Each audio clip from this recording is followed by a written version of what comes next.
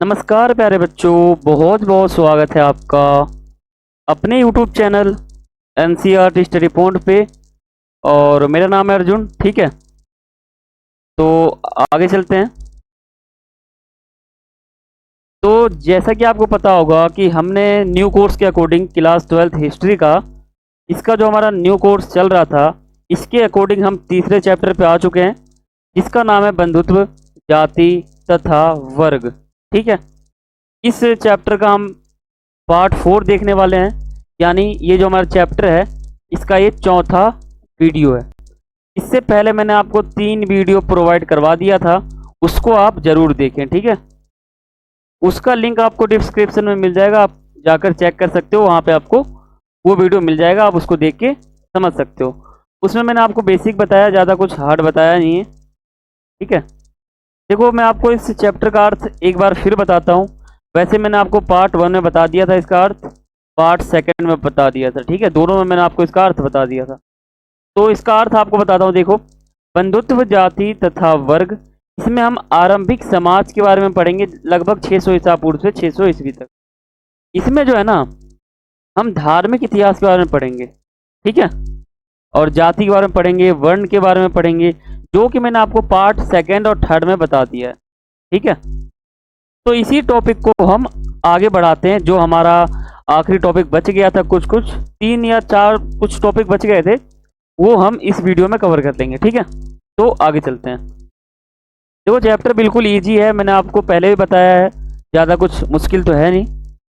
देखो, हमारे चैनल का नाम है NCERT स्टडी पॉइंट। यहाँ पे आप जब हमारे प्ले लिस्ट के ऑप्शन पे आओगे, तो यहाँ पे आपको बहुत सारे वीडियो मिल जाएंगे, या फिर यूँ आप कह सकते हो बहुत सारे प्ले लिस्ट मिल जाएंगे। तो इन प्ले लिस्ट में जाकर आप जो है ना, क्लास 12th ज्योग्राफी का न्यू कोर्स ज्वाइन कर सकते हो, फिजिकल का न्यू कोर्स ज्वाइन कर सकते हो, सभी क्लास 12th के हैं। पॉलिटिकल साइंस का कर सकते हो, हिस्ट्री का तो आप कर ही रखे हो। ठीक है, और हिंदी इलेक्टिव का भी आप कर सकते हो। बाकी आप न्यू जो सिलेबस है बोर्ड एग्जाम का, वो सभी आप यहाँ पे देख सकते हो। इससे आपको फ़ायदा ये होगा कि हमारा जो वीडियो है ना, वो कैटेगरी वाइज है। अगर आपको हिस्ट्री का न्यू कोर्स देखना है, तो आप यहाँ से सीधा आसानी से देख सकते हो, कोई आपको कुछ ज़्यादा परेशानी इसमें नहीं होगी। ठीक है, और देखो, आप हमारे वीडियो को भी देख रहे हो अपने मोबाइल फ़ोन पे, तो आप यहाँ ध्यान दो, यहाँ पे आपको राइट साइड में एक बटन दिखेगा सब्सक्राइब का, इस पर आपको क्लिक करके बेल आइकन पे क्लिक कर लेना है। ये आपका पहला काम है। ठीक है, पहला काम आपका है। दूसरा जो है, वीडियो को लाइक करना है, और बाकी कुछ भी आपको पूछना हो तो आप यहाँ पे कमेंट भी कर सकते हो। ठीक है, तो पहला, दूसरा और तीसरा, ये 3 काम आपको यहाँ पे कर लेना है। आप वीडियो को देख रहे हो तो आप इन काम को जरूर करें, इंपॉर्टेंट है। ठीक है, देखो, आप ये काम करोगे तो आपको फ़ायदा ये होगा कि हमारा कोई वीडियो है उसका नोटिफिकेशन आपके पास सबसे पहले पहुंचेगा, तथा आप हमारे वीडियो से, हमारे चैनल से जुड़ोगे। ठीक है, ये फ़ायदा यहाँ पे आपको होगा, तो ये काम आप सबसे पहले यहाँ पर करें। ठीक है, सब्सक्राइब करें, बेल आइकन पर क्लिक करके लाइक करें। ठीक है, बेल आइकन पर आप जरूर क्लिक करें, उससे आपको नोटिफिकेशन मिल जाता है। देखो, आपने हमारे टेलीग्राम ग्रुप को ज्वाइन नहीं किया तो इसको ज्वाइन करें। हमारा जो ग्रुप है वो टेलीग्राम ऐप पर है। ठीक है, टेलीग्राम ऐप पर है। हमारे ग्रुप का नाम है A.K NCERT स्टडी पॉइंट। ऐसा आप टेलीग्राम पे सर्च करेंगे तो हमारा ग्रुप ऊपर आ जाएगा, आप इस पर क्लिक करके ज्वाइन हो जाना। ठीक है, और देखो, आपका कोई भी सवाल रहता है, कोई भी क्वेरी रहता है, तो आप मुझसे पर्सनली पूछ सकते हो। मेरा यूजर नेम यहाँ पर लिखा हुआ है, आप इसको गौर से ध्यान रखो और देखो। ठीक है, और देखो, आप मुझे फॉलो करना बिल्कुल ना भूलें। और बाकी यहाँ पे जो है आपको हमारे टेलीग्राम ग्रुप का लिंक मिल जाएगा, और हमारे यूट्यूब चैनल का लिंक मिल जाएगा। ठीक है, ये 2 लिंक आपको यहाँ पे मिल जाएंगे, ताकि आपको कोई ज़्यादा परेशानी ना हो, और आप इन सभी कार्य को कर सके, हमारे ग्रुप को ज्वाइन कर सके, चैनल पे जा सकें। ये काम आप यहाँ पे कर सकते हो। ठीक है, बाकी आप फॉलो करना बिल्कुल ना भूलें। तो आगे चलते हैं। देखो, मैं आपको बता दूं कि जो आपका दूसरा चैप्टर था, राजा, किसान और नगर, यानी किंग, फार्मर्स, टूम्स, इसको हमने कर लिया था। इसका वीडियो आप जरूर देखें, पार्ट 2, 3 है हमारा। और तीसरा चैप्टर जो है, इसका पार्ट 1 हमने करा दिया था। ठीक है, पार्ट 2 करा दिया था, और पार्ट 3 करा दिया था। ये तीनों वीडियो हमने करा दिया था। ये हमारा पार्ट 4 है, इसमें हमारा ये चैप्टर बिल्कुल समाप्त हो जाएगा। ठीक है, बिल्कुल समाप्त हो जाएगा। तो आप इस वीडियो को बिल्कुल ध्यान से और गौर से देखें। देखो मैंने आपको बहुत बार बताया है कि इसमें आपका सीबीएसई जो आपका बोर्ड है, बोर्ड एग्जाम जो आपका बोर्ड है, ठीक है, उस बोर्ड ने आपके लिए क्या क्या सिलेबस निकाला है एनसीईआरटी बुक के तीसरे चैप्टर के अकॉर्डिंग, वो मैंने आपको हर वीडियो में बताया है। देखो इसमें आप क्या पढ़ोगे, सामाजिक इतिहास के बारे में पढ़ोगे, इतिहास रचने के लिए महाभारत का उपयोग किस प्रकार से किया गया था, सामान्य पर्यावलोकन पढ़ोगे, सामाजिक इतिहास की समस्या को पढ़ोगे, जैसे जो जाति है, वर्ग है, नातेदारी, लिंग, ठीक है, भेद और खोज की कहानी, महाभारत का संचालन एवं प्रकाशन, उद्धरण, इतिहासकारों द्वारा महाभारत का किस प्रकार से प्रयोग किया गया, उदाहरण सहित बताओ, ठीक है, विचार विमर्श इसके ऊपर किया गया था, सामाजिक इतिहास की पुनः रचना के अन्य स्रोत कौन से हैं, मानचित्र कार्य, ग्रीष्मकालीन अवकाश के लिए गृह कार्य और परियोजना कार्य, ठीक है। ये कुछ हमारे इसमें से टॉपिक बन जाते हैं। देखो अब हम समझते हैं कि आज हम इसमें क्या सीखेंगे। आज जो हमारे वीडियो है ना, हमारा जो वीडियो है इसमें हम आज क्या सीखेंगे, आप मेनली यही समझो। इसमें हमारे ये टॉपिक होने वाले हैं। देखो ये टॉपिक जो थे ना, ये हमारे बच चुके थे, आपके तीसरे अध्याय में ये टॉपिक बच चुके थे। इसको हम इस वीडियो में कवर कर लेंगे और यहाँ पे हमारा जो चैप्टर है ये हमारा यहाँ पे बिल्कुल समाप्त हो जाएगा, ठीक है। तो देखो टॉपिक आपके कौन कौन से हैं। पहला है वर्ण व्यवस्था के लिए। वर्ण व्यवस्था आपको पता होगा, 4 वर्ण थे हमारे, क्षत्रिय, शूद्र, वैश्य, ठीक है, ब्राह्मण, ये 4 हमारे वर्ण थे। अब ये जो वर्ण है ना, इनमें जो भी नियम थे उनको पालन करवाने के लिए ब्राह्मण ने किन किन नीतियां को अपनाई थी, वो आप इसमें समझोगे। जाति व्यवस्था को समझोगे, चांडाल कौन थे ये समझोगे, मनुस्मृति के अनुसार चांडालों का कार्य या कर्तव्य क्या था, ठीक है। मनुस्मृति के अनुसार स्त्री या पुरुष के भिन्न अधिकार कौन कौन से थे, या उन लोग के जो संपत्ति थे उनको अर्जित कैसे कर सकते थे वो। साहित्यिक ग्रंथों का अध्ययन करते समय इतिहासकार किन किन पहलुओं का ध्यान रखते हैं, ठीक है। महाभारत की भाषा एवं विषय वस्तु क्या है, लेखक या फिर एक या अनेक। महाभारत को लिखने के लिए लेखक एक था या बहुत सारे थे, इसको आप समझोगे। और महाभारत एक गतिशील महाकाव्य है या गतिशील एक ग्रंथ है, वो क्यों है, इसको आप समझोगे। टोटल हमारे 9 टॉपिक रहने वाले हैं, ठीक है। बहुत ही इजी चैप्टर है और टॉपिक भी बहुत ही इजी है, ठीक है। देखो इस वीडियो में जो है हमारा चैप्टर पूरा खत्म हो जाएगा, समाप्त हो जाएगा, ठीक है। तो आप वीडियो को बिल्कुल गौर से देखें। देखो जो हमारा पहला टॉपिक है वो क्या था, वर्ण व्यवस्था के पालन नियमों का, जो हमारा नियम था उसका पालन करवाने के लिए ब्राह्मणों ने कौन कौन सी नीतियां अपनाई थी, ठीक है। ब्राह्मणों ने कौन कौन सी नीतियां अपनाई थी, इसको हम समझते हैं। आपको पता होगा कि हमारे 4 नियम थे। पहला था हमारा क्षत्रिय, ठीक है, वर्ण कह रहे थे हम इसको। दूसरा था हमारा वैश्य, तीसरा था हमारा ब्राह्मण और चौथा था हमारा शूद्र। ये 4 हमारे वर्ण थे। अब ये जो वर्ण है ना, आप ध्यान से देखो, ये जो हमारे वर्ण है इनके जो भी नियम थे, किसी भी प्रकार के जो नियम थे, इन नियमों का पालन ये चारों जो वर्ण है ये किस प्रकार करें, या ऐसा ब्राह्मण क्या करें, ये जो चारों वर्ण हैं ये इन सभी नियमों का पालन करें। तो इन्हीं नीतियां को हम समझेंगे। तो ब्राह्मण ने इन वर्णों के लिए जो नियम थे उनको पालन करवाने के लिए क्या क्या इन्होंने नीतियां चलाई, समझते हैं। देखो पॉइंट को आप ध्यान से समझो। देखो वर्ण व्यवस्था की उत्पत्ति को दैव्य बताया, ठीक है, दैव्य व्यवस्था बताया। जो ब्राह्मण थे उन्होंने ये कह दिया कि भाई ये जो व्यवस्था है ना, ये व्यवस्था जो है ना भगवान ने दिया है, देवीय व्यवस्था है, देवता ने जो है इस व्यवस्था को दिया है, ये बताया ब्राह्मण ने, ताकि जो हमारे 4 वर्ण हैं वो इन सभी नियमों का पालन करें। ब्राह्मण को हम ऊपर रखते हैं, ठीक है, क्षत्रिय को हम दूसरे नंबर पर रखते हैं, और जो हमारा वैश्य है वो तीसरे नंबर पे आ जाता है, और शूद्र हमारा चौथे नंबर पे आ जाता है। तो ब्राह्मण भी एक वर्ण है, ठीक है, आप ऐसा मत समझना कि ब्राह्मण नहीं है, ब्राह्मण भी एक वर्ण है। लेकिन ये जो है ना, इन तीनों का जो नियम है, तीनों वर्णों का, ये किस प्रकार पालन करेंगे, यही व्यवस्था करता है एक तरह से ब्राह्मण। शासकों द्वारा इस व्यवस्था को लागू करवाना। जो ब्राह्मण थे उन्होंने ऐसा किया कि जो राजा थे किसी भी राजवंश से, तो जो राजा थे उनके द्वारा इन सभी नियमों का, एक तरह से इन सभी नियमों को लागू करवाया। किसके लिए? इन तीनों के लिए। वैसे तो चारों के लिए, क्योंकि ब्राह्मण भी एक वर्ण है, लेकिन हम तीनों को मान लेते हैं, या चारों को मान लो आप, ठीक है। चारों के लिए जो नियम थे, जो भी नियम थे, उनको किसके हाथों लागू करवाया? तो राजा के हाथों, ठीक है। लोगों को विश्वास दिलाया कि जो उनकी प्रतिष्ठा है ना, वो जन्म पर आधारित है।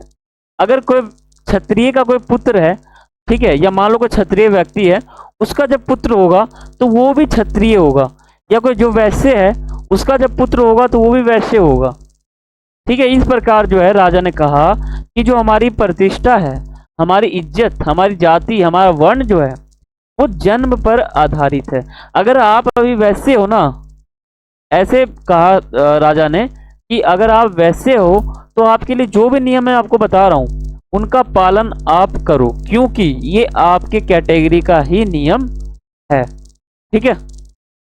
तो यही कुछ ब्राह्मण ने जो है उपाय लगाया, तरकीब लगाया कि इनका जो एक तरह से नियमों का पालन है वो सभी लोग करें। ये कुछ उपाय लगाया इन्होंने। अब हम समझते हैं जाति व्यवस्था।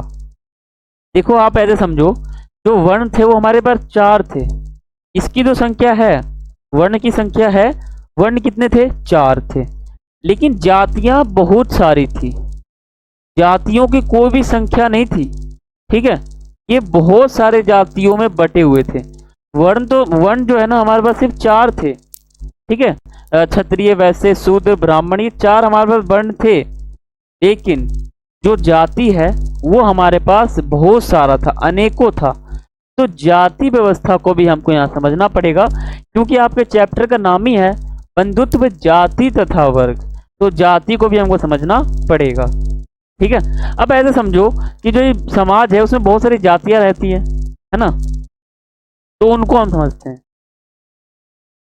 देखो मैं आपको टॉपिक वाइज करा रहा हूं ताकि आपको परेशानी ना हो और आप हर चीज को एकदम समझो। देखो देखो 4 वर्ग थे या जो वर्ण थे वो बन गए थे, ठीक है, बन गए थे। बनने के बाद भी बहुत सारे लोग बच गए थे जिनकी आजीविका जो है ना वो किसी भी वर्ण से मैच नहीं खाती थी, ठीक है, किसी से भी मैच नहीं खाती थी। तो इसलिए जो है ना ब्राह्मणों ने उनको जाति में बांटना शुरू कर दिया। अब आप कैसे समझोगे? देखो वर्ण जो थे ना वो 4 थे, लेकिन बहुत सारे व्यक्ति ऐसे बच गए थे जिनका जो कार्य है ना, जो काम वो लोग करते थे, वो काम जो है ना इन वर्णों के साथ मैच नहीं होता था। तब उन्होंने क्या किया, ब्राह्मण ने सोचा इन लोगों को ना जो बच गए हैं इनको हम जाति में बांट देंगे। तो जाति यहाँ बहुत सारी बन गई, लेकिन वर्ण तो आप ध्यान रखना 4 ही है। वर्ण जो है 4 है, लेकिन जातियां बहुत सारी हैं। जैसे मान लो, आपको बताता हूँ, जैसे मान लो एक व्यक्ति था वो सोने का काम करता था। तो मान लो ये जो 4 वर्ण है इनमें क्या कोई भी व्यक्ति सोने का काम करता है? 4 वर्णों में नहीं करता। तो इसका मतलब क्या है, इन व्यक्तियों का इन 4 वर्णों के कार्य के साथ इनका कार्य मैच नहीं खाता था, इसलिए इनको जातियों में बांट दिया। मान लो सोने बेचने वाला कोई भी है उसको हम सुनार कहेंगे, वो सुनार जाति का हो जाएगा, ठीक है। अब देखो तेल बेचने वाले को हम तेली कह देंगे, वो तेली जाति का हो जाएगा। और चमड़ा काटने वाले को हम चामार कह देंगे, ठीक है, ये इस जाति का हो जाएगा। तो आप कैसे समझे? ये जो व्यक्ति मैंने आपको दिखा रहा हूं नीचे, ये ऐसे व्यक्ति हैं जो जिनका जो कार्य है ना, जो काम है, वो 4 वर्णों के साथ मैच नहीं होता था। तब ब्राह्मणों ने क्या किया, इन सभी के कार्य देखे और समझा, फिर इन सभी को एक एक जातियां दे दी। सोने बेचने वाले को हमने सुनार जाति दे दिया, तेल बेचने वाले को हमने तेली कह दिया, चमड़ा काटने वाले को हमको चमार कह दिया, ठीक है। तो ये 3 जातियां जो है हमने यहाँ बनाया। लेकिन वैसे मैं आपको बता दूं जातियां बहुत सारी थी, मैंने कुछ उदाहरण आपके सामने लिया है, समझ गए? जैसे आप यहाँ देखो, ये सोने का काम कर रहा है तो इसे हम कह देंगे सुनार, ये सुनार जाति का हो गया। अब ये हो गया, ये देखो तेल बेच रहा है तो इसे हम तेली जाति का कह देंगे। और ये देखो ये चमड़ा काट रहा है तो इसको हम चमार जाति का कह देंगे। तो ऐसे आप समझो। अब हम बात करते हैं, हमारा अगला टॉपिक आ जाता है तीसरे नंबर का, जिसका नाम है चांडाल। अब चांडाल आप कैसे समझोगे? आपने मिथुन चक्रवर्ती का एक फिल्म देखा होगा चांडाल, तो उसमें जब आपने उस चांडाल को देखा था तो उसमें कैसा वो दिखता था, है ना? तो इसी प्रकार जो चांडाल होते थे ना, वो कुछ इस प्रकार से दिखते थे। इस प्रकार से इनका शकल होता था। यहाँ दाढ़ियाँ जो है पूरी बड़ी होती थी, ठीक है, बाल बड़े थे, शरीर बहुत ही अजीब दिखता था, भूत के समान दिखता था, है ना? तो इसी प्रकार से डरावना दिखता था। तो इन चांडाल के बारे में पढ़ेंगे कि चांडाल जो है, और देखो चांडाल को ना हम दो प्रकार से पढ़ेंगे। एक तो उपस्थित, या फिर हम एक तो मनुस्मृति के अनुसार पढ़ लेंगे कि मनुस्मृति में क्या कहते हैं भाई चांडाल के बारे में, है ना? और एक हम इसके फिजिकली पढ़ लेंगे। देखो समझो, चांडाल उन्हें कहते हैं जो शवों का अंतिम संस्कार करते थे, ठीक है? जो जो ऐसे व्यक्ति हैं जो मरे हुए व्यक्ति का अंतिम संस्कार करते थे, उनको हम चांडाल कहते हैं। देखो, तथा मृत जानवरों को छूते थे। वो भी मरा हुआ जानवर होता था, उसको चांडाल जो है ना छूता था, उठाकर कहीं रखता था। वो जानवर मर गया तो उसको फेंकता था। ये काम कौन करता था? चांडाल करता था, ठीक है? और कोई व्यक्ति मर गया तो उसका अंतिम संस्कार भी जो है चांडाल करता था। और देखो, मनुस्मृति के अनुसार जो है चांडालों की जो है एक कर्तव्य बताया गया वहां पर। मनुस्मृति आप पुस्तक या ग्रंथ पढ़ोगे तो उसमें जो है आपको चांडाल के जो कर्तव्य हैं वो देखने को मिलेंगे, ठीक है? तो आप क्या समझे, चांडाल उन्हें कहते हैं जो भाई अंतिम संस्कार करते थे मरे हुए लोगों का, मृत जानवरों को फेंकते थे, छूते थे, और बाकी इनका जो कर्तव्य है वो हमें मनुस्मृति में देखने को मिल जाता है, ठीक है? तो अब हम समझते हैं मनुस्मृति के अनुसार।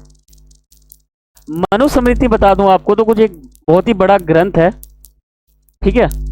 इसमें बहुत चीज़ों के बारे में जानकारी मिल जाती है। चांडाल भी इसी में से एक में आ जाता है। इसके बारे में भी हमको जानकारी मिलती है मनुस्मृति में, ठीक है?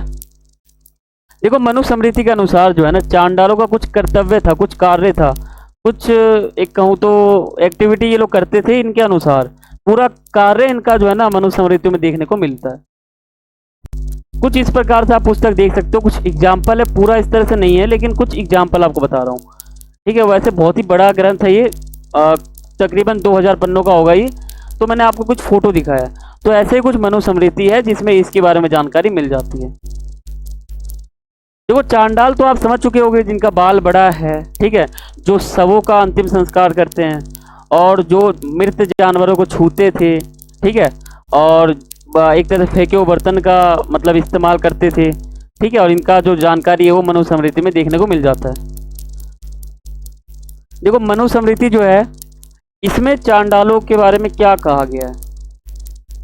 देखो, वो जो है ना वो गांव से बाहर रहते थे। मान लो ये गांव का एक क्षेत्र है, इसके बाहर दूर जंगल में रहेंगे वो लोग, ठीक है? वो गांव के अंदर नहीं आ सकते, जंगल में रहेंगे। और कोई व्यक्ति यहाँ मर जाता है तो उसको उनका अंतिम संस्कार करने के लिए चांडाल को बुलाना पड़ता है।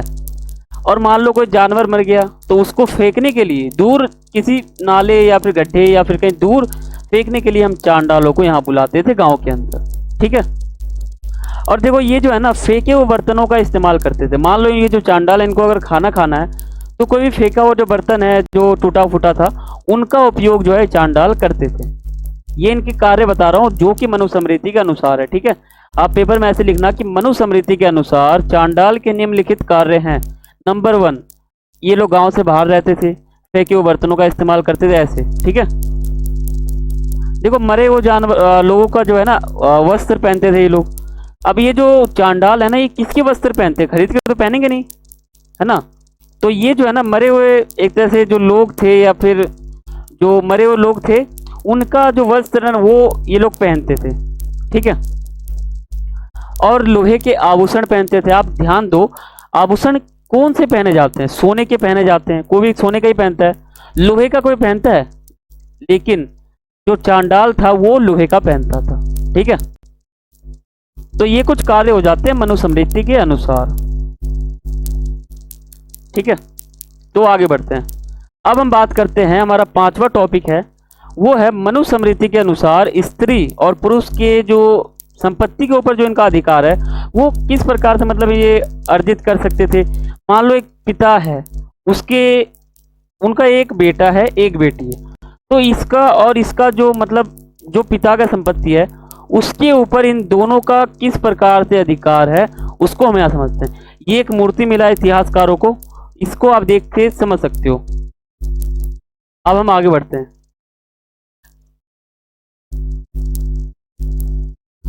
देखो, मनुस्मृति के अनुसार माता और पिता की मृत्यु के बाद जो पिता की पूरी संपत्ति है वो पुत्रों में समान रूप से बांटना होता था एक तरह से, ठीक है। लेकिन मनुस्मृति के अनुसार बड़े पुत्र को संपत्ति के एक विशेष भाग का अधिकार था। जो मान लो एक आपको पूरा बताता हूँ, एक मान लो एक पिता है ना, इसके दो बेटे हैं, एक दो। अब छोटे वाले को थोड़ा कम मिलेगा, बड़े वाले को थोड़ा ज़्यादा मिलेगा। ऐसा मनुस्मृति में लिखा हुआ है कि जो बड़ा पुत्र होता था उसको संपत्ति का बड़ा हिस्सा मिलने का अधिकार था, जबकि जो छोटा बेटा था उसको थोड़ा कम मिलने का अधिकार था, लेकिन अधिकार दोनों को था, ठीक है। लेकिन पुत्री इन संपत्ति पर जो है कोई मांग नहीं कर सकती थी, उनका कोई भी यहाँ पे अधिकार नहीं था। उनका अधिकार कहाँ पे था, जब उनका विवाह होता था उसके समय जो है पिता के द्वारा कुछ तोहफा दिया जाता था या कुछ इनाम मिलता था, तो ऐसा कुछ था, वो उसको हम कहते हैं स्त्री धन, है ना।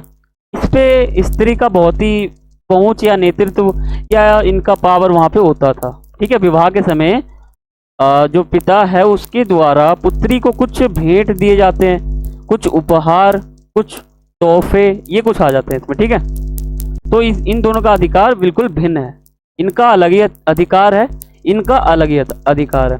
अब जो पुत्री है उसका जो भी अधिकार है वो उसके ऊपर जो है ना, ये पुत्र का कोई अधिकार नहीं है, और जो इसका अधिकार है इसका नहीं है, दोनों का उल्टा है। तो आपने क्या समझा, मनुस्मृति के अनुसार जो है स्त्री और पुरुष का जो है किस प्रकार भिन्न अधिकार है वो आपने समझ लिया। बिल्कुल ईजी है ना। पिता का जो संपत्ति है दोनों को मिलता है, बड़े वाले भाई को थोड़ा ज़्यादा मिलता है, छोटे वाले को थोड़ा कम मिलता है, और बाकी पुत्री इन सभी मांगों, इन सभी जो इनका जो संपत्ति है इनके ऊपर कोई मांग नहीं कर सकती थी, और विवाह के समय इनको तोहफा मिलता था, उपहार मिलता था। बहुत ही ईजी है, ठीक है। अब बात करते हैं हमारा छठा टॉपिक, जिसका नाम है साहित्यिक ग्रंथों का अध्ययन करते समय इतिहासकार किन किन पहलुओं का ध्यान रखते हैं। अब मान लो साहित्यिक में कुछ भी मिल जाए, कोई ग्रंथ मिल जाए, अब इतिहासकार क्या ध्यान रखेंगे उस बड़े ग्रंथ में, पहले क्या देखेंगे वो। मान लो कुछ खोज कर रहे हैं वो, तो एक बड़े ग्रंथ में वो क्या देखेंगे सबसे पहले, तो मैं आपको बता दूं, पहले वो भाषा देखेंगे, फिर लिखने का डेट देखेंगे, है ना। तो ऐसे कुछ कुछ देखते हैं और फिर समझते हैं। मान लो एक ग्रंथ है, इतिहासकारों को मिल गया, तो आप इतिहासकार कैसे खोजेंगे कोई भी चीज़ को। वो डायरेक्ट ऐसा तो नहीं कि इसको देख लेंगे और पहचान देंगे कि ये कुछ हुआ था। जैसे हड़प्पा सभ्यता का खोज हुआ था, उसको भी तो खोजने में बहुत ही समय लगा था, है ना। तो इसी प्रकार इतिहासकार को कुछ अगर ग्रंथ मिल जाए, कुछ पुस्तक मिल जाए लिखित में, तो कैसे वो किसी चीज़ को खोजते थे उसको हम समझते हैं। ये बिल्कुल इजी टॉपिक है, इसमें कुछ कुछ लाइन है, बस मैं आपको हेडिंग बताऊंगा, आप उसको लिख सकते हो। देखो, साहित्यिक ग्रंथों का अध्ययन करते समय इतिहासकार किन किन बातों का ध्यान रखते थे या फिर किन किन पहलुओं का ध्यान रखते थे।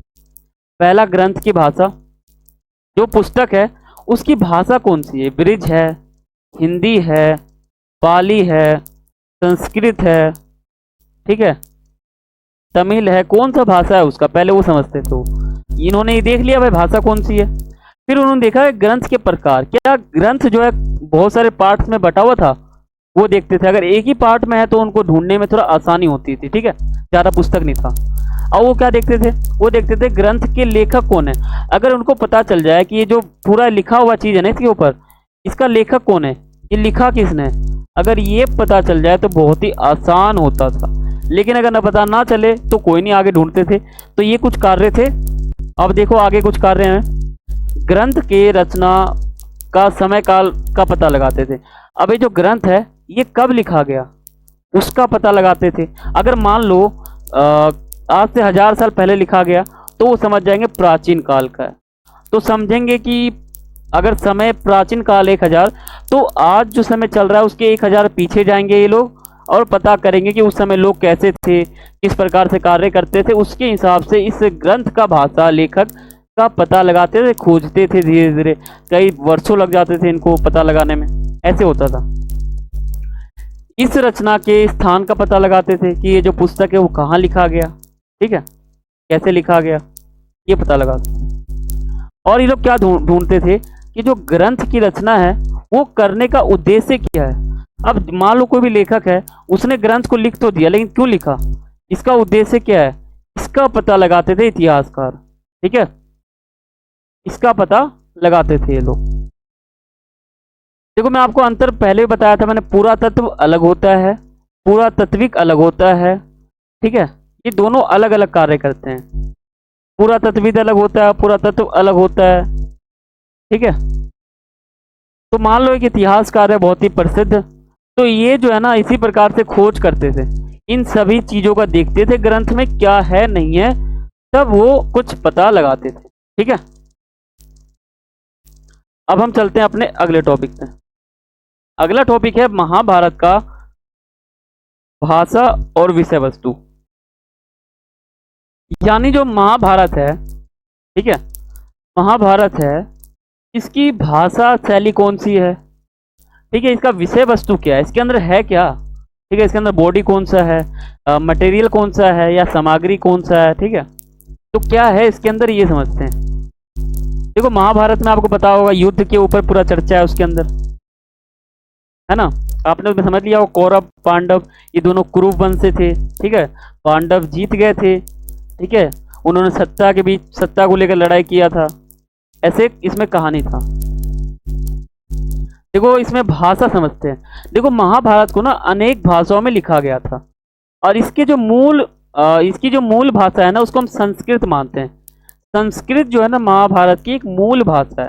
लिखने के में तो इसको 1000 साल लग गए थे, ठीक है, 1000 साल लग गए थे लिखने में। समालोचनात्मक हुआ, ठीक है, मनुस्मृति इसमें आ गए, धीरे धीरे बढ़ते गए, लिखते गए, ये बहुत ही देर तक चला।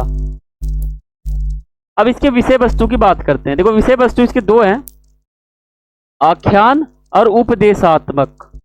तो आपको यहां लिखा हुआ दिखा देता हूं, देखो आख्यान और उपदेशात्मक, इसका मतलब क्या है, इसका मैंने अर्थ नहीं लिखा यहाँ पर, तो मैं आपको बता दूं। देखो आख्यान का मतलब होता है कोई कहानी, ठीक है, कुछ अगर कहानी कुछ मिल जाए तो उसको हम समझते थे कहानी के रूप में। उपदेशात्मक यानी उस समाज के बारे में जानकारी थी इसमें। यानी आप कैसे समझोगे, समझने के लिए आपको थोड़ा ध्यान से सुनना पड़ेगा। देखो आख्यान का मतलब होता है कि ये जो महाभारत ग्रंथ है, मान लो एग्जाम्पल के हिसाब से ये महाभारत ग्रंथ है, तो इसमें आख्यान यानी कहानी का भी उल्लेख हमको इस महाभारत में देखने को मिल जाता है। और उपदेशात्मक यानी उस समय महाभारत काल में समाज किस प्रकार से थे इसके बारे में हमें जानकारी मिल जाती है इस पुस्तक के अंदर, ठीक है। उपदेशात्मक यानी उस समय के समाज के बारे में जानकारी मिलती है। आख्यान मतलब उस समय के कहानी यानी उस समय जो कहानी चल रहा था उसके बारे में जानकारी मिल जाती है, ठीक है। मेन जो है उस दो परिवार के बारे में जानकारी है पूरा का पूरा, ये आप समझ सकते हो। देखो आप समझते हैं 8वां टॉपिक हमारा है लेखक एक या अनेक। अब महाभारत के लेखक कौन कौन से थे, एक थे या बहुत सारे थे, आप समझो। देखो इसके लेखक बहुत ज्यादा थे, आप पता भी नहीं लगा सकते, 1000 वर्षों तक लिखा गया था, है ना। देखो महाभारत का जो है ना मूल रचयिता हम जो है ना भाट सारथी को मानते हैं। इसको हम कहीं ना कहीं मूल मान लेते हैं, भाई यही इन्होंने लिखा है, इनको हम पूरा क्लियर मानते हैं। और इनको सूत भी कहा जाता है, ठीक है, भाट सारथी को हम सूत भी कहते हैं। देखो 5वीं शताब्दी ईसा पूर्व यानी ईसा मसीह के 500 साल पीछे, ठीक है। और इसमें जो है ना महाकाव्य पर ब्राह्मणों का अधिकार हो गया। यानी आप ऐसे मान सकते हो 500 ईसा पूर्व, आप ऐसे जा सकते हो 100 1 2 3 4, तो 500 ईसा पूर्व यानी आप ऐसे मान सकते हो 500 साल हो गए। 500 साल 500 ईसा पूर्व के समय जो है महाकाव्य इसमें जो है ब्राह्मणों ने अपना अधिकार कर दिया। आप ऐसे समझ लो कि 500 ईसा पूर्व जब चल रहा था, इस समय ब्राह्मणों ने कहा कि हम भी जो है महाभारत में अपना लेख लिखेंगे या योगदान देंगे, या फिर इसमें हम भी अपना योगदान देंगे या लिखेंगे, ठीक है। ऐसा इन्होंने कह दिया, इन्होंने महाभारत पे अपना अधिकार कर लिया। आज से लगभग कहूँ तो आज 2023 चल रहा है, उस समय 500 साल की बात हो रही है। इनको आप जोड़ दोगे तो हो जाएगा 2500 और 2523, 2523 साल पहले जो है ब्राह्मणों ने इस पे अधिकार कर लिया। ठीक है, 200 ईसा पूर्व से 400 ईस्वी में जो है ना मनुस्मृति ने बहुत सारे इसमें उपदेशात्मक, यानी उस समय समाज के बारे में कोई जानकारी थी उसका उल्लेख, और महाकाव्य में कुछ कुछ जुड़ने लग गए, कुछ कुछ शामिल होने लग गए। ठीक है, अब बात करते हैं। देखो, तो फिर महाभारत जो है ना वो 1 लाख श्लोकों वाला एक महाग्रंथ या महाकाव्य बन गया। अब ये मेन पॉइंट था, अब इस मेन पॉइंट को आपको समझना पड़ेगा। देखो क्या है, महाभारत एक बहुत बड़ा ग्रंथ है, आपको मैंने पहले ही बताया था, और इसमें हमारा चैप्टर खत्म हो जाएगा, तो मैं आपको बिल्कुल डीप बता देता हूँ ताकि आपको परेशानी ना हो, क्योंकि हमारा इस चैप्टर का ये आखिरी वीडियो है। ठीक है, देखो महाभारत एक बहुत बड़ा ग्रंथ है, इसका मूल रचयिता हम भाट सारथी को मानते हैं, जिनको हम सूत कहते हैं। और देखो 5वीं शताब्दी यानी 500 ईसा पूर्व के आसपास ये जो है ना ब्राह्मणों ने इस पे अधिकार कर लिया, इस ग्रंथ पे। फिर 200 ईसा पूर्व यानी 300 साल बाद, 300 साल बाद जब 200 ईसा पूर्व आ जाता है और 400 ईसा पूर्व आ जाता है, यानी 2 इधर और 4 इधर, 600 साल बाद, 600 साल तक जो है ना मनुस्मृति ने अपना योगदान महाभारत में दिया। यानी समझ लो 600 साल तो मनुस्मृति ने लिखा है ना, 500 साल तो ब्राह्मण ने लिखा और वो अभी भी लिखता है। और फिर ऐसे में 1 लाख श्लोक हैं, इसमें संख्या बताऊं तो 1 लाख लगभग हैं, इससे ऊपर भी जा सकते हैं। तो 1 लाख हम लगभग मानते हैं, एनसीईआरटी में लिखा हुआ है तो उसी को सच मानना होगा। तो एनसीईआरटी में लिखा हुआ है 1 लाख, तो इसको हम सच मानते हैं, महाकाव्य का ग्रंथ बन गया। अब यहाँ आप थोड़ा सा ध्यान से समझो, महाभारत कब तक लिखा गया, तो आप कहोगे 1000 साल तक। ठीक है, 1000, और श्लोक किसमें कितने हैं इसमें, तो आप कहोगे 1 लाख, तो 1000 साल तक लिखा गया। अब आप समझो एक व्यक्ति का उम्र रहता है 100 साल। ठीक है, व्यक्ति 100 साल में ऊपर चला जाता है। ठीक है, यानी ये 1000 साल की बात हो रही है, तो कोई एक व्यक्ति तो महाभारत को लिखेगा नहीं, क्योंकि बात ही नहीं हो सकती। यहाँ पर व्यक्ति 100 साल जीता है और लिखा गया 1000 साल तक, तो इसका मतलब क्या है, लिखने वाले एक नहीं थे। यहाँ बात टॉपिक समझो, लेखक एक या अनेक, तो आप कहोगे एक बिल्कुल भी नहीं थे, सिंपल था, और अनेक बहुत सारे लेखक थे। ठीक है, बहुत सारे लेखक थे, 1000 वर्ष थे, समझिएगा। तो ऐसे एक तरह से आप ये समझो, एक व्यक्ति का उम्र होता है 100 साल, लिखा गया 1000 साल, इसका मतलब सीधा सा जवाब आता है कि लिखने वाला बहुत सारा होगा, लेखक बहुत सारे होंगे इसमें, तो सिंपल सा इसमें आ जाता है। तो अब आप जो है ना समझ गए होंगे कि महाभारत का जो है रचयिता कोई एक व्यक्ति नहीं था, आपके सामने प्रूफ है। ठीक है, 1000 वर्ष तक लिखा गया, यहाँ आप समझ सकते हो 500 ईसा पूर्व से चलते गया, 400 ईसा पूर्व तक यहाँ पे आया, और उसके बाद भी रचना होता गया 800 ईसा पूर्व, 800 ईस्वी तक आ गया, तो ऐसे लिखता गया। तो 1000 वर्ष तो हो जाते हैं, 1000 वर्ष तक लिखा गया। मूल रचयिता आप समझ सकते हो भाट सारथी, इसको मूल मानते हैं। ठीक है, अब आगे बढ़ते हैं। इसको देखो, जब इसका समालोचनात्मक संस्करण तैयार किया गया था तो कई खंडों में किया गया था, और मैं आपको बता दूं समालोचनात्मक कोई असली महाभारत नहीं था, वो समालोचनात्मक था, यानी पूरी पुस्तकों का जांच कर कर कुछ कमियां हैं उनको चेंज कर कर, थोड़ा सा चेंजिंग कर कर कुछ नया पुस्तक बनाना ही समालोचनात्मक कहलाता है। और समालोचना का अर्थ अलग होता है, देखना, परखना, तर्क करना, वितर्क करना, समझना, सोचना, इसको कहते हैं हम समालोचना।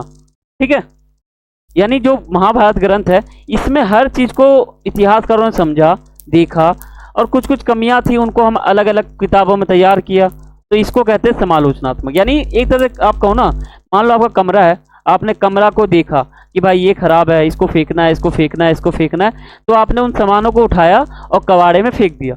इसी प्रकार जो महाभारत ग्रंथ है इसमें कुछ कुछ कमियां थी, उनको हमने सही किया, और समालोचनात्मक संस्करण सन 1919 में वी.एस. सुधांकर नाम का एक विद्वान था संस्कृत भाषा का, उसके नेतृत्व में जो है तैयार किया गया था। केरल, तमिलनाडु, कर्नाटक, आंध्र प्रदेश से कुछ पांडुलिपियां मिली थी, फिर उनका अध्ययन किया गया था। ठीक है, तो इसको मैंने आपको बता रखा है, तो बार बार मैं नहीं बताऊंगा। तो देखो हमारा आखिरी टॉपिक है, इस चैप्टर का आखिरी टॉपिक है महाभारत एक गतिशील ग्रंथ क्यों है। इसको आप समझ लेना, बस आपका ये चैप्टर बिल्कुल समाप्त हो जाएगा। देखो महाभारत आपको पता है एक बहुत ही बड़ा महाकाव्य है। अब कोई चीज़ अगर महाकाव्य कहलाता है तो उसका मतलब यही है कि वो गतिशील ग्रंथ है। गतिशील हम इसको क्यों कह रहे हैं, तो सिंपल सा जवाब है, इसकी रचना 1000 वर्षों तक होती रही। इसमें श्लोकों की संख्या जो है वो 1,00,000 है। 2, 3, 5, 1,00,000 इसके श्लोकों की संख्या है और लिखा गया 1000 वर्षों तक। सीधा सा जवाब यही है कि ये एक गतिशील ग्रंथ है। अब क्यों है वो बताता हूँ। देखो इसके अनेक पाठांतर भिन्न भिन्न भाषाओं में लिखे गए थे। पाठांतर का मतलब होता है पाठ, यानी लेसन, चैप्टर, अध्याय, यूनिट, ठीक है, सबका मतलब एक ही होता है। तो पाठ जो है ना अलग अलग भाषा में लिखे गए थे। कुछ पाठ ऐसे हैं जो पाली में थे, कुछ संस्कृत में थे, संस्कृत तो मेन है इसमें, कुछ हिंदी में थे, ठीक है, कुछ संस्कृत ऐसे थे, बहुत सारे, और एक तमिल भी था इसमें। तो समझ गए, बहुत ही प्रकार की भाषाओं में जो है महाभारत को लिखा गया था। तो इसका मतलब है कि ये गतिशील ग्रंथ होगा। अनेक प्रकार की कहानियां जो है इसमें शामिल है, ठीक है। आख्यान आपने समझ लिया होगा, इसके विषय वस्तु में आख्यान और उपदेशात्मक। आख्यान का मतलब होता है कहानी, जो आपको मैं बता रहा हूँ। उपदेशात्मक का मतलब होता है उपदेश, उपदेशात्मक यानी उपदेश देने वाला। उपदेशात्मक, उपदेश यानी पूरा समाज है कि हमें क्या उपदेश देता है महाभारत काल के समय, उपदेशात्मक, ठीक है। इसके मुख्य कथा जो है ना पुनर्व्याख्या की गई थी, इनके मुख्य कथा की। अब यही बात यहाँ पे आ रही है, समालोचनात्मक संस्करण तैयार किया गया था, ठीक है। और देखो इसके बहुत ही विशेषता है इनके, ये गतिशील ग्रंथ क्यों है इसके बारे में मैं आपको 50 लाइन बता सकता हूँ, ठीक है। बहुत ही इसके पॉइंट बनेंगे। इस महाकाव्य ने नाटकों और नृत्य कलाओं को एक विषय वस्तु प्रदान किया। जो नाटक थे और जो नृत्य कला थे, इनको एक विषय वस्तु के रूप में प्रदान किया एक तरह से महाकाव्य ने, ठीक है। इसकी रचना 1000 वर्षों से भी अधिक समय तक होती रही। अब आपके एनसीईआरटी में तो 1000 वर्ष दे रखा है, तो हम उसको ही सही मानेंगे। देखो इसके लेखक बहुत सारे थे, सबूत आपको पता चल चुका है। 1000 वर्ष, समझ गया, 1000 वर्ष। व्यक्ति का समय कितना होता है, 100 वर्ष, ठीक है। इसलिए महाभारत महाकाव्य के 1,00,000 श्लोक में, मतलब 1,00,000 से भी अधिक श्लोक में शामिल है इसके अंदर। इसलिए हम महाभारत को एक गतिशील ग्रंथ कह सकते हैं। आप समझो कि इतनी सारी जो खूबियां हैं, जो विशेषताएं हैं, वो महाभारत की है। तो क्या इन इतने विशेषता में कोई भी ग्रंथ एक गतिशील ग्रंथ नहीं बन सकता? तो आप कहोगे बिल्कुल बन सकता है। तो आप समझ चुके हो कि ये गतिशील ग्रंथ क्यों है। अगर पेपर में आ जाए तो आप लिख देना कि इसके जो पाठ है ना, बहुत सारे पाठ जो भिन्न भिन्न भाषाओं में थे, इनकी में कहानियाँ शामिल हैं, इनका समालोचना किया गया, 1000 वर्षों तक लिखा गया, 1,00,000 श्लोक है, ठीक है। नाटक, नृत्य कला इन्होंने विषय वस्तु के रूप में प्रदान किया। तो ये कुछ पॉइंट बन जाएंगे, ठीक है। समालोचनात्मक का बुक देख सकते हो आप, कुछ इस प्रकार से है। तो देखो यहाँ पे हमारा चैप्टर समाप्त हो जाता है। आशा करता हूँ आपको ये चैप्टर पूरा आसान भाषा में समझ में आ गया होगा। अब कल से हम अपना चौथा अध्याय शुरू करेंगे, जिसका नाम है विचारक, विश्वास और इमारतें। उसमें हम सांची का स्तूप पढ़ेंगे, और जो उसमें एक तरह से उसमें आप कह सकते हो उसमें कैरेक्टर बहुत सारे हैं, ठीक है। विचारक, उसमें हम पूरा इमारतें सब कुछ में पढ़ेंगे। मेन टॉपिक उसमें सांची का स्तूप रहेगा, उसी के ऊपर पूरा घूमता रहेगा ये पूरा अध्याय, ठीक है। देखो आपने हमारे चैनल पे अगर आप नए हो तो चैनल को सब्सक्राइब करना और बेल आइकन पे क्लिक करना, और वीडियो अच्छा लगा हो तो वीडियो को लाइक करें, जितना हो सके शेयर करें। कुछ भी आपको पूछना हो तो आप कमेंट कर सकते हो, ठीक है। बाकी मैंने आपको पहले बता दिया है, आप 1 काम, 2 काम, 3 काम ये आपको करना है, इंपॉर्टेंट है, ठीक है।